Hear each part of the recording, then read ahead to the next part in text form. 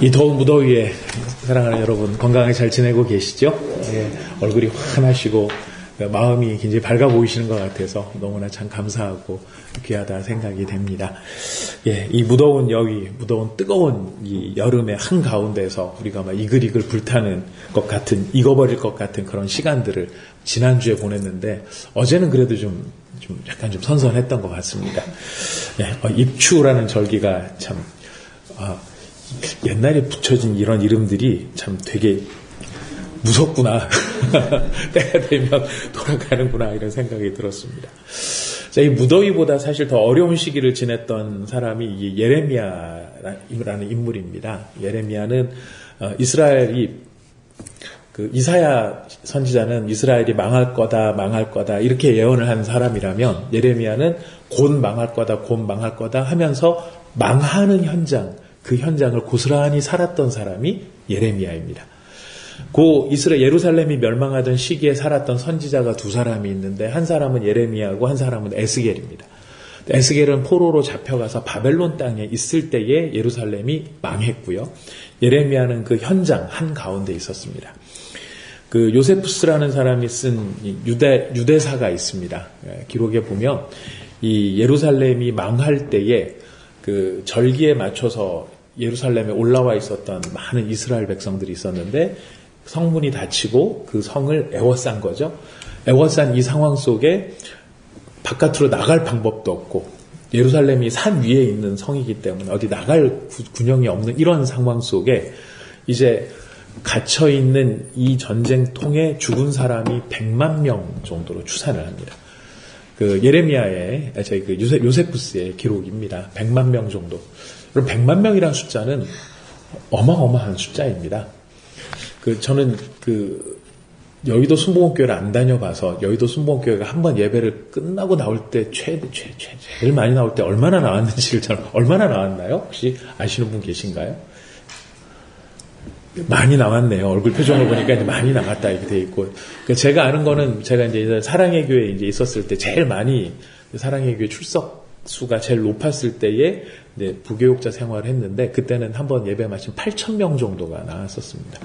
8,000명이 쏟아져 나오면은요 어마어마합니다. 강남역 일대가요 막 8,000명이라는 숫자로 엄청난데 그 8,000명이 10번 모이면 8만 명이고요. 100번 모여야 80만 명이. 정말 대단한 숫자가 100만이라는 숫자입니다. 그 사람들이 죽어나가는 겁니다. 날아오는 돌 무더기라든가 창이나 화살이나 사람 몸이 멀쩡하겠습니까? 깨지고 터지고 잘리고 굶어 죽고 이런 현장 한가운데 온통 그 대기가 사람 썩는 냄새, 시체와 불타는 냄새 이런 것으로 가득한 암울한 시기 그리고 살아남은 사람들 중에서 어떤 사람들은 포로로 끌려가야 되는 그런 시절을 경험을 한 것입니다. 이런 상황에 대해서는 누가 누구를 돌봐줄 수 있는 여건이 안 됩니다. 자기 하나 건사하기도 힘들고 살아남기도 힘든 그런 상황이기 때문에 누가 돌봐주고 예레미야를 봐주고 이런 상황이 아니죠.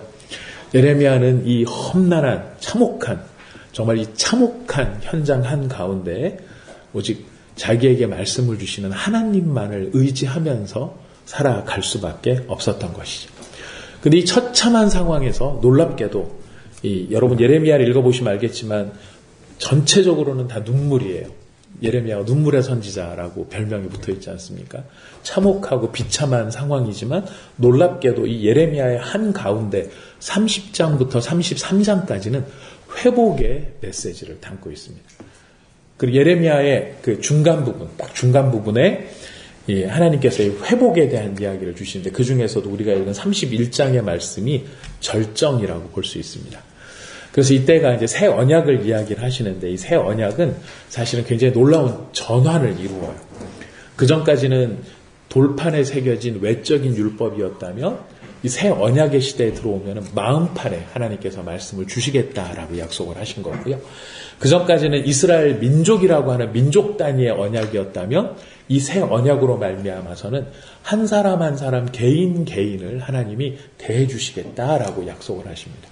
그리고 참으로 놀랍게도 이제까지는 반복되는 제사가 있었다면 새 언약을 통해서는 하나님이 모든 죄를 사하시고 이제 기억하지 않겠다라고 하는 놀라운 선언을 하십니다. 사실 이 모든 내용들은 예수 그리스도 안에서 성취되는 내용들이고요. 예수님께서 오실 것을 바라보며 예레미야를 통해서 그 고난의 한 현장 한가운데 하나님께서는 새 언약을 예레미야를 통해 주셨다라는 것입니다. 이 예레미야서를 쭉 읽다가 보면 사실 저 개인적으로 성경을 통독을 할 때 사실 제일 가기 싫은 데가 예레미야예요. 왜냐하면 짧으면 빨리 끝나고 좋을 텐데 이 큐티 본문에 예레미야가 걸리면 한 두어 달 동안 예레미야만 계속 읽어야 되거든요. 근데 예레미야 읽어보신 분들은 아시겠지만 좋은 얘기 별로 없어요. 하여튼 굉장히 슬픈 이야기입니다. 가슴 아픈 이야기입니다. 쭉 예레미야를 읽다 보면 늘 한 가지 이미지가 떠오르는데 그건 뭐냐면 폐차장이에요. 여러분 혹시 폐차장을 가보셨습니까? 네. 저도 가보지는 못했습니다. 하지만 여러분들께서 수신료의 가치를 높여 제작해 주시는 다큐멘터리에 가끔 보다 보면 폐차장이 나올 때가 있습니다. 그럼 재밌을 줄 알았는데 별로 재미가 없네요. 기름도 다 빠지고 유리창은 깨져 있고 바퀴는 녹슬어 있고 찌그러지고 불에 탄 흔적까지 있는, 여러분 이게 폐차장의 모습 아닙니까? 켜켜이 쌓여져 있는. 이렇게 모든 게 더 막 엉켜져 있다 보니까 더 이상 고칠 수도 없고 이 차를 가지고 달릴 수도 없다. 이 모습이 폐차장의 모습입니다. 이스라엘과 유다의 모습이 바로 지금 그러합니다. 그들은 아시리아라는 나라에 포로로 잡혀가고 바벨론이라는 나라에 포로로 잡혀가고 예루살렘은 불타고 성전은 무너져 내리고 더 이상 수리가 불가능한 이런 상황 속에 놓여 있는 것이죠. 여러분 아까 제가 서두에 말씀을 드렸지만 살아남은 사람들은 포로로 끌려가는데 포로로 잡혀간 거리가 아마 아시는 분들이 많이 계실 겁니다. 얼마나 떨어진 곳으로 잡혀가느냐면 최소 1200km에서 1600km를 포로지로 끌려갑니다. 그때 그 사람들이 소를 타고 갔을까요? 말을 타고 갔을까요? 낙이나 낙타를 타고 갔을까요? 걸어가는 겁니다. 그리고 혼자 몸으로 자유롭게 가는 게 아니라 도망치지 못하도록 밧줄에 묶이고 쇠사슬에 묶여서 단체로 끌려가는 겁니다. 우리 뜨거운 햇살 이야기를 했지만 그들은 이 뜨거운 햇살 가운데 한가운데를 걸어가는 것이죠. 죽으면 버리고 가는 겁니다. 여러분 이런 상황 속에 놓여있는 이 폐차장의 모습, 왜 이렇게 된 걸까요? 왜 이스라엘이 이렇게 된 걸까요? 하나님께서 출애굽을 하실 때 이스라엘 백성들을 꺼내실 때 폐차로 꺼내셨을까요? 신차로 꺼내셨을까요? 여러분 신차 발표회 저도 한 두어 번 가본 적이 있습니다. 누가 초청을 해서 가봤는데요. 막 제일 이쁘게 광내놓고 거기에다가 띠 둘러놓고 거기다가 아주 그냥 근사한 모델까지 나와서 막 옆에 모델을 보러 갔는지 차를 보러 갔는지 하여튼 막 근사한 환경을 만들어 놓는 거예요. 그거는 정말 너무너무 이 차를 타면 행복할 것 같은 그게 신차의 모습 아니겠습니까?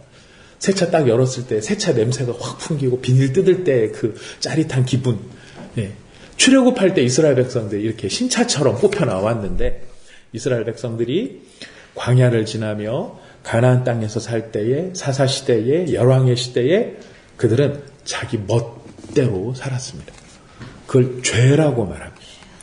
신차였던 이스라엘이 망가졌던 이유는 하나님이 정해놓으신 그 길을 따라가기보다는 내 마음대로 다닐 거야 하면서 길 아닌 대로 다니고 바위에다 들이받고 그러면서도 우리는 괜찮아 라고 말하는 그런 오만함들, 이 이스라엘 완고함들. 하나님은 여러 번 불러다가 수리해 주십니다. 고쳐주십니다. 치료하십니다. 하지만 이제 어느 시점에 이르다 보니까 더 이상 고칠 수 없이 망가져 버린 겁니다. 엔진 오일이 줄줄줄 새고 핸들도 안 돌아가고 이제 다 부서져서 폐차장에 쌓여있는 이 처참한 모습 속에 이제는 다 끝났구나. 할 수 있는 건 뭐냐면은 용광로에다가 집어넣어서 다 녹여버리는 수밖에 없습니다. 다 끝났구나. 근데 놀랍게도 다 끝났구나 하는 그 시점에 오늘 우리가 읽은 예레미야 31장에 하나님은 뭐라고 말씀하셨냐면 세 가지를 말씀하십니다. 내가 다시 돌아오게 할 것이다. 두 번째는 내가 상쾌하게 하고 만족하게 할 것이다. 세 번째는 내가 너희를 세우고 심을 것이다. 라고 말을 합니다. 이 말씀이 저에게 참 큰 위로가 된 건 뭐냐면 이 성도님들의 삶을 돌아볼 때도 그렇고 제 삶을 돌아볼 때도 어떤 때는 제가 마치 폐차같이 느껴질 때가 있어요. 폐차장에 버려진 폐차같이 느껴질 때가 있습니다. 크게 실패했을 때, 실수했을 때, 생각만 해도 얼굴이 화끈화끈해지는 그런 실수를 저질렀을 때, 무기력감에 빠졌을 때, 무엇보다도 반복되는 죄 가운데 있을 때, 내가 이 죄를 짓지 말아야지 하는데 또 죄를 짓고 나중에는 어떤 상태가 되는지 여러분 혹시 경험해 보셨나요? 무감각해지는 겁니다. 처음에는 그 죄로 인해서 슬퍼하고 애통해했지만 시간이 지날수록 반복될수록 그 죄가 더 이상 죄로 느껴지지 않거나 할 수 없지 이렇게 돼버리면, 여러분 이런 상태를 성경에서는 뭐라고 말하면 나병에 걸렸다라고 말을 해요. 나병, 문둥병의 가장 큰 특징이 뭐냐면 무감각이에요. 더 이상 느껴지지 않는다라는 거예요. 영적으로 무감각해진 거예요. 죄를 죄로서 깨닫지 못하는 거예요. 이스라엘이 지금 그런 상태에 놓였을 뿐만 아니라 저도 제 자신을 돌아보면 저한테도 이런 영적인 무감각함, 어떤 때는 탈진할 때가 있죠.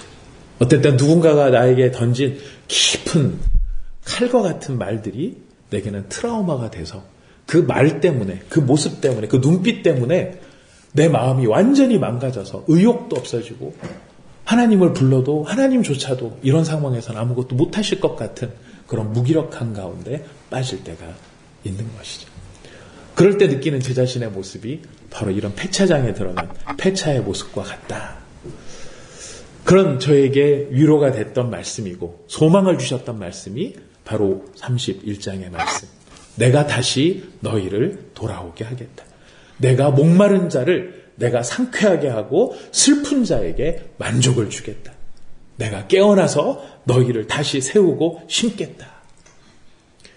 이 말씀이 저에게는 한 가지로 정리가 됐습니다. 우리 하나님은 어떤 하나님인가? 폐차도 다시 달리게 하시는 하나님이시구나. 폐차장에 들어가서 완전히 망가진 그 차도 다시 달리게 하시는 분이 우리 하나님이시구나. 사랑하는 여러분, 내가 너를 다시 돌아오게 하겠다라는 것이 어떤 의미일까요? 왜 이게 중요한 걸까요? 내가 돌아오게. 여러분 읽으셨어요? 아까 본문에 보시면 내가 돌아오게 하겠다. 23절에 보시면 내가 그 사로잡힌 자를 돌아오게 할 때에 이스라엘이 돌아가는 게 아닙니다. 네가 돌아오면 이라고 하지 않으신다는 거예요. 사실 여러분, 우리가 한번 폐차의 상태에 이르면 우리는 아무리 힘을 내도 주님 앞에 돌아가기가 어려워요. 우리의 마음이 망가져버리고요. 우리 마음이 낙심돼버리면 우리는 기도할 힘조차도 없게 느껴질 때가 있습니다. 우리 힘으로 돌아가고 싶은 의지도 없고 싫어요.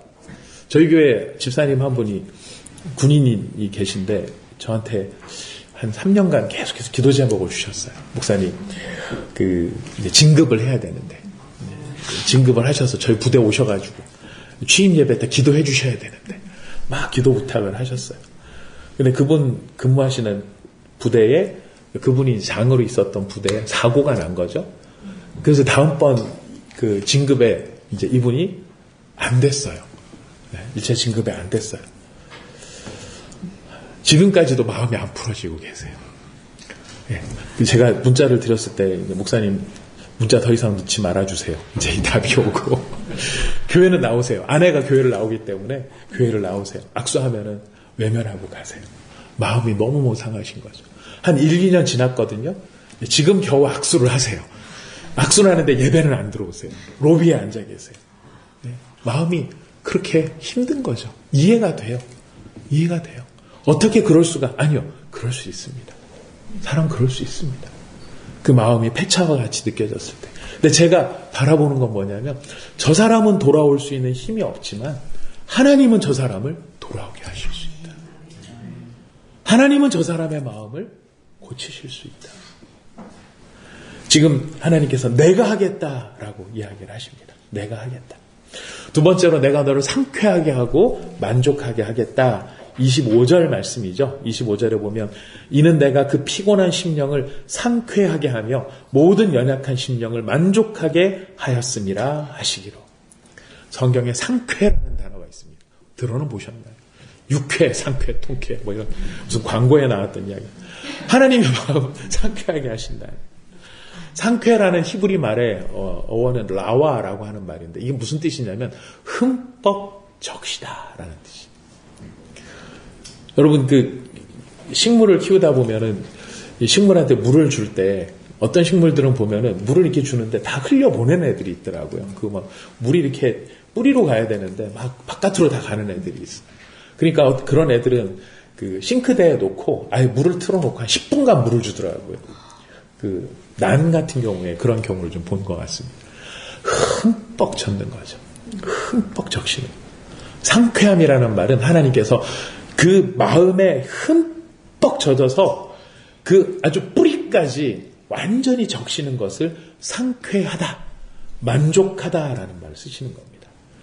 이게 무슨 의미일까요? 하나님은 겉모습만 회복시키는 분이 아니다라는 겁니다. 폐차가 된 차를 외형을 복원했다고 되는 게 아니죠. 폐차가 되는 차가 달리려면 외형의 복원뿐만 아니라 그 안에 들어가는 엔진과 기타 등등이 다 고쳐져야 돼. 하나님이 우리를 회복시키실 때는 우리 겉모습만 회복시키는 게 아니라는 거. 우리의 상한 마음과 우리의 상한 심령과 우리의 지친 마음까지도 우리 하나님은 완전히 새롭게 고쳐주신다라는 것입니다.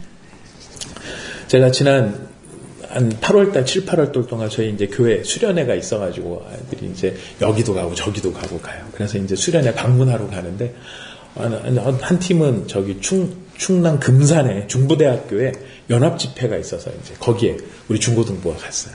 걔네들을 다 돌아보고 밤에 올라오는데 한 11시쯤부터 해서 차를 운전해서 혼자 오는 겁니다. 새벽 1시까지 집으로 올라오는 시간에 계속 입에 나오는 찬양이 여러분 잘 아시는 실로암이라는 찬양이었습니다.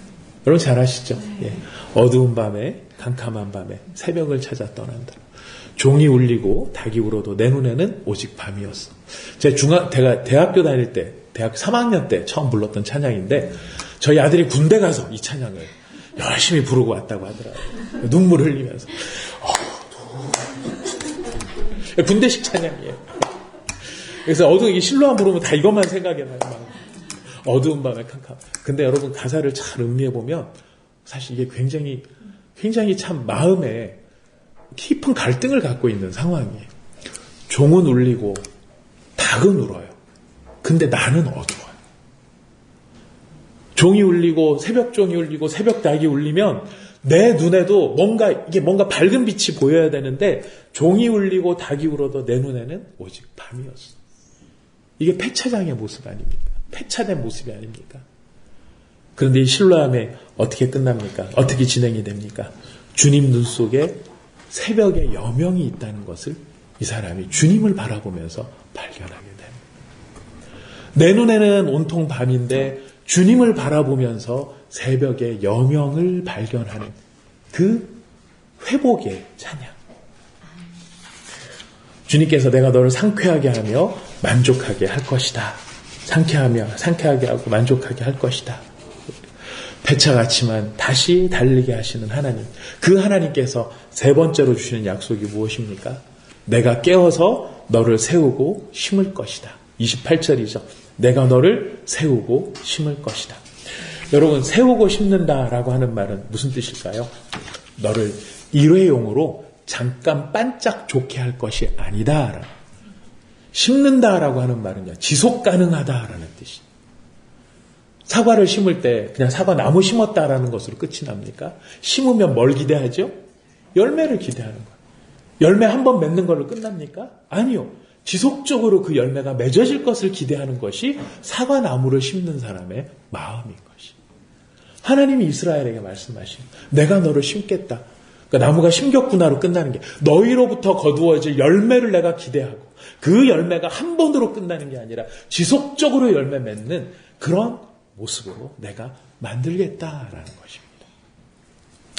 여러분, 저는 이 사과나무까지는 잘 모르겠지만은 이 세우고 심는다라고 그리고 하나님이 열매를 기대하신다는 말이 얼마나 큰 위로가 되는 말이 되느냐면 제가 참 존경하는 식물이 하나 있어요. 존경이라는 말이 참 써서 미안합니다. 존경하는 식물이 하나 있어요. 민들레예요. 이거 뭐 여러분 각자가 다 좋아하는 나무가 식물들이 있겠지만 제가 민들레를 보고 야, 저 민들레 같으면 좋겠다. 존경이라는 게 그 뜻이잖아요. 존경은 닮고 싶다라는 뜻이잖아요. 민들레를 보면서 내가 닮았으면 좋겠다라고 생각한 게 뭐냐면, 어느 날 보니까 이렇게 여러분 주차장에도 그런 민들레가 있을지 모르겠습니다. 아스팔트 한 복판에 민들레가 보통 때 있는지 몰라요. 언제 아닙니까? 이렇게 올라와서 이렇게 피어오를 때죠. 씨앗이 막 잔뜩 붙어가지고 막 금방이라도 바람이 불면 날아갈 모든 준비가 되어 있을 때 민들레는 돋보입니다. 근데 그 민들레가 바람이 확 불어서 씨가 날아가면은 어떤 애는 좋은 정원 같은 데 떨어지지만 어떤 애는 아스팔트 같은 데 떨어져요. 근데 제가 민들레를 보고 야, 참 대단하다라고 생각한 게 뭐냐면 불평하지 않더라는 거예요. 왜 쟤는 정원이고 왜 나는 아스팔트인가? 왜 나는 콘크리트 한가운데인가? 나는 왜 뿌리 내리기도 힘든 이곳인가? 투덜대지 않더라는 거예요. 떨어지면 그 자리에서 뿌리를 내리고 그 자리에서 어떻게든지 피어오르는 것이. 하나님이 심는 그 자리. 저희 교회 성도들한테 가끔 하는 왜 하필 이 교회인가? 왜 하필 이 목사님인가? 왜 하필 내 순장님은 이 사람인가? 여러분, 주님이 심으셨습니다. 그 가정에 우리를 심었고요. 그 교회에 우리를 심었고요. 그 배우자에게 우리를 심었고 그 자리에 우리를 심으신 거예요. 무엇을 기대하시면서요? 열매를 기대하시면서. 왜 이곳입니까가 아니라 이곳에 나를 심으신 하나님께서 심으셨을 때는 이유가 있는 거기서 열매를 기대하신다라는 겁니다. 이 눈이 떠지는 겁니다. 왜 실로암 내게 주심을 감사했을까요? 어두운 밤에 캄캄한 밤에 새벽을 찾아 떠난다. 새벽을 얼마나 찾고 하는데 주님 눈 속에 여명이 있음을 난 느낄 수가 있었습니다. 주님 감사합니다. 실로암을 내게 주신 것을 감사합니다. 왜 하필 실로암일까요? 실로암이 어떤 곳이죠? 나면서 소경된 자가 눈이 열린 곳이. 내게 실로암 주심을 감사합니다는 눈이 열렸다라는 거예요. 눈이 열리고 보니까 이곳이 주님이 나를 심으신 것. 나를 다시 달리게 하시는 것. 이 말씀을 음미하면서 하나님 앞에 너무 감사했던 건 뭐냐면 보니까 다 폐차예요. 여러분, 아담도 폐차입니다. 그죠? 따지고 보니까 다윗도 폐차장에 들어갔어요. 다윗뿐입니까? 요나는 안 그렇습니까? 니누에로 가라 그랬더니 기껏 다시스로 가다가 잡혀갖고 니누에로 왔는데 니누에 와서 회개하십시오. 망합니다. 회개하십시오.